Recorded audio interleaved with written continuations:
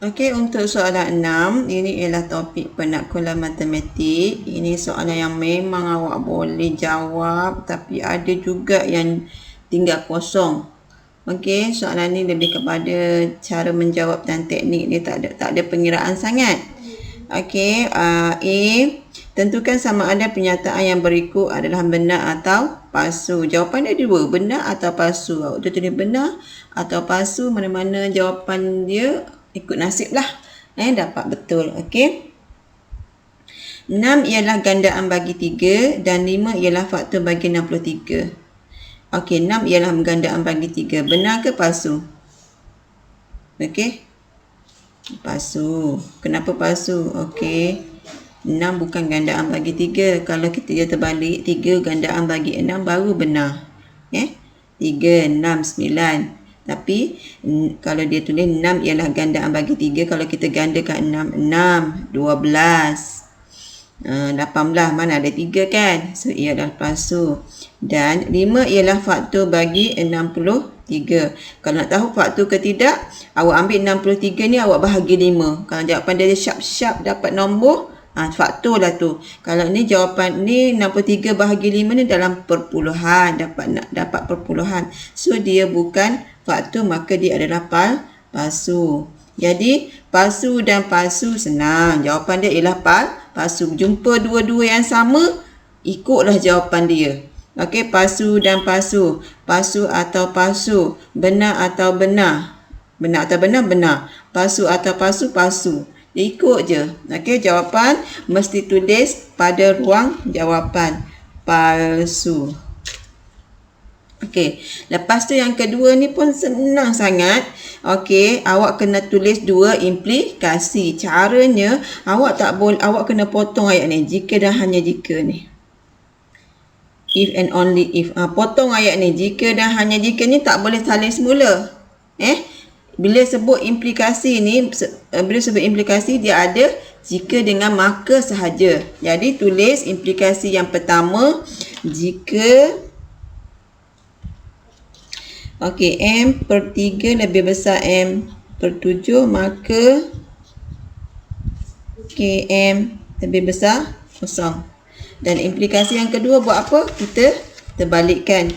Jika M lebih besar 0, maka M per 3 lebih besar M per 7. Bila awak tulis ni, dia punya pernyataan dia yang dibagi tu, awak jangan ubah. Okey, awak salin sebiji-sebiji. Ikut je. Dengan syarat mesti betul jika maka, jika maka. Yang jika dah hanya 3 tadi, awak tak boleh salin semula. Okey? Okey, yang C pula. Awak kena buat kesimpulan umum secara aruhan. Okey. Jadi dia bagi 1, 2, 3 ni macam dia punya kes khusus lah. Macam mana awak nak buat?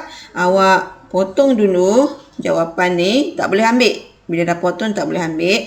Tengok ada 6. Ni ada dot-dot ni, maksudnya sampai bila? 6. So 6 tu kita ambil.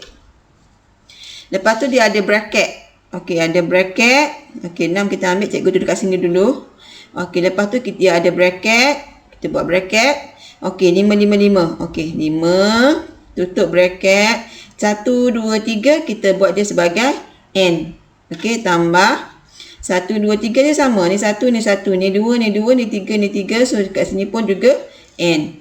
Kalau tak sama, sini 1, 2, 3. Kata kat sini 0, 1, 2. Dia tetap N juga. Tapi mungkin dia akan jadi N tambah 1 ke, N tolak 1 ke. Dia macam tu pula. Okey. So, ni jawapan dia. So, N sama dengan 1, 2, 3. Dot. Lebih sikit dot rasanya. Awak dah tahu dah dot tu mesti 3 titik ke atas. So kita tulis dekat ruang jawapan AN. Dan bracket tu apa tadi? Di 5 bracket kuasa N tambah N. N sama dengan 1, 2, 3 dot. Okey, ingat dia punya hasil dia tu, hasil dia ni jangan salin semula. Okey. So, kita teruskan. Ni. Samaan garis lurus ni. Dia punya senang soalan ni.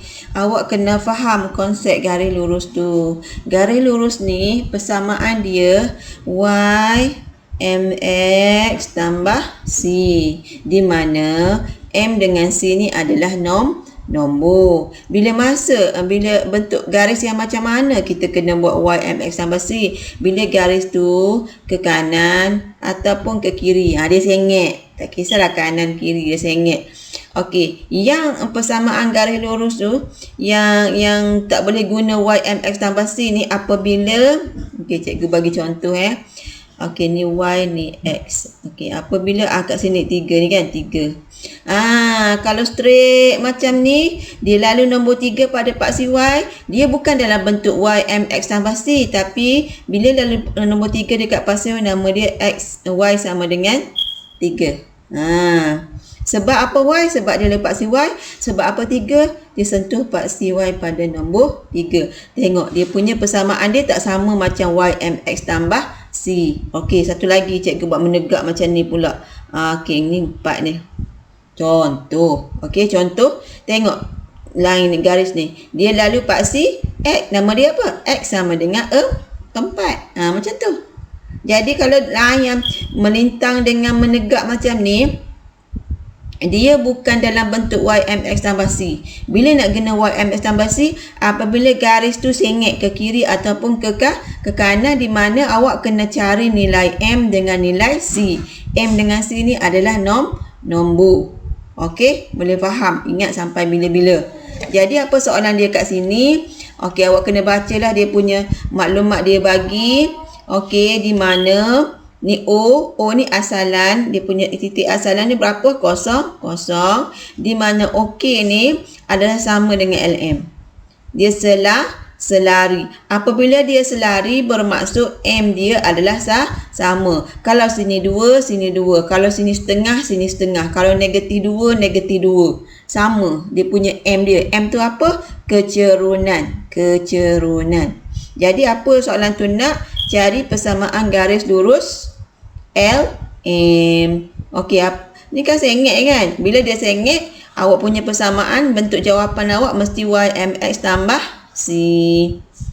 Macam yang ni lah yang cikgu tulis ni. Lepas tu kan, cikgu kata apa tadi? M dengan c mesti nombor. Mula-mula kita cari M. Boleh tak kalau kita nak cari M kat sini? Okey, M yang ni 84 ada nilai, tapi kat sini L tak diberi ni nilai, tak diberi titik, tak lengkap, tak cukup maklumat awak nak cari M. Tapi dia kata yang ni dengan yang ni, LM dengan OK ni selari, kecerunannya adalah sama. So awak boleh guna yang ni. Sebab apa boleh guna? Sebab K ada nilai, O pun ada nilai. Boleh. So dia akan jadi okey, ini K negatif 44, O 00. So awak tolaklah 0. Nombor belakang tolak nombor belakang. 0 tolak 4 bahagi nombor depan, tolak nombor depan. 0 tolak 4. Dia memang kena tolak formula dia. Tapi kenapa yang ada tolak yang ni pula? Sebab nombor kat sini ada tolak. Kena faham. Okey, kalau awak nak ambil 4 tolak 0, boleh letak atas. Tapi yang bawah ni kena ambil negatif 4, letak tolak 0. Awak kena sehala, dia tak boleh dua hala macam tu. Okey, so apa jawapan dia? Ni negatif 4, ni negatif jadi positif 4. So negatif 1. Apa benda negatif 1 ni? Negatif 1 ni ialah M. Kan cikgu kata tadi kan, M dengan C mesti nombor. So kita masukkan dalam y mx tambah c tadi. M tadi kita gantikan negatif 1, x tambah c. So ini ialah M. Okey, y mx tambah c. Jadi M tadi kita dah dapat dia negatif 1, kita ganti dalam M. Okey, apa lagi yang kita nak cari? Kita nak cari C. Macam mana nak cari C? Nak kira C, X dengan Y ni mesti nombor. Baru awak boleh pindah-pindah kira C ni. Okey, jadi macam mana pula nak cari nilai X dengan Y ni? Kita cari dekat titik M. Nah, titik M ni. Kenapa nak cari dekat titik M? Kan soalan tu kata dia nak persamaan garis lurus LM. So kena ambil titik M lah untuk cari C. Di mana 8 ini ialah X, 4 ni ialah Y. Okey, apa nak buat? Kita ganti masuk. Tadi persamaan dia Y sama dengan negatif 1X tambah C. So, kita ambil titik 8 dengan 4 tadi kan. Yang cikgu tunjuk tadi kan kat atas tu. Okey, 8 ni kat mana? 8 ni ialah X kat sini dekat X. 4 ni apa? Y dekat sini. So, cikgu pun tulis ni 4, cm tinggi 1, darab 8 tambah C. Okey, 4, ni Y dia 4, negatif 1, dia punya kecerunan. X dia 8 tambah C. Okey, kira negatif 1 darab 8. 4 darab negatif 8 tambah C. Apa nak buat dengan C? C duduk diam. Pindahkan negatif 8 ke sebelah tapi kena turun dulu 4. Apa-apa kena turun dulu. Turun, pindahkan, tambah 8. Kenapa tambah? Sini tolak. So, tinggallah C. 4 tambah 8, 2 4, 2, 12. Sorry.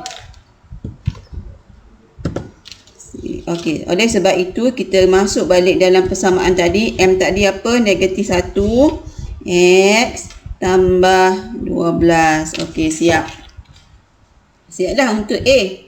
Kena faham. Kena ulang semula apa yang cikgu ajar ni Lepas tu kita pergi B pula. Dia nak apa? Awak kena tengok soalan tu. Pintasan X bagi garis lurus LM. Okey, mana persamaan garis lurus ni? Ini persamaan garis lurus LM. Kita salin semula Y sama dengan negatif 1X tambah 12. Bila nak cari pintasan X, kita kena ganti Y dia kosong. Dia macam ni. Kalau nak cari pintasan X, ni pintasan X lah ni. Ataupun nilai bagi X, kita kena ganti Y ni kosong. Kalau nak cari Y, kita kena ganti X ni kosong. Dia terbalik. Okey, pintasan Y kena ganti X kosong. Pintasan X kena ganti Y kosong. So, kita ganti Y kosong. Negatif 1 tambah 12. Apa nak buat ni? Okey. X ni duduk diam. Pindahkan 12 dulu ke sebelah. Positif jadi negatif. Okey. Lepas tu nak buat apa pula? Nak pindah apa pula? Pindahkan negatif 1 ke sebelah. Ni darabkan. Pindah jadi bahagi. Bawa sekali lah negatif dia. Jangan tak bawa. Okey, negatif 12 bahagi negatif 1. Okey, kita pusing sini, tak ada masalah pun. 12. Apa benda yang 12 ni? Ini ialah pintasan X. Okey, ulang balik video ni boleh faham. Boleh faham awak sambil-sambil awak tengok, sambil-sambil awak tulis. Okey.